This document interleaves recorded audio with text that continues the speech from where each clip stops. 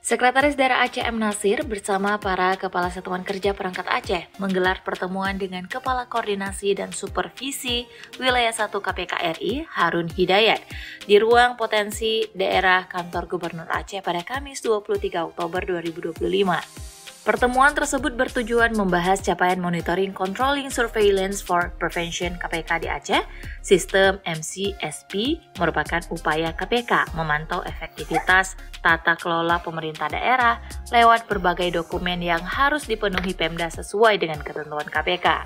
MCSP memiliki 8 area intervensi utama, yaitu perencanaan, penganggaran, pengadaan barang dan jasa, pelayanan publik, hingga dengan pengawasan APIP, manajemen ASN, pengelolaan BMD, dan optimalisasi pajak daerah.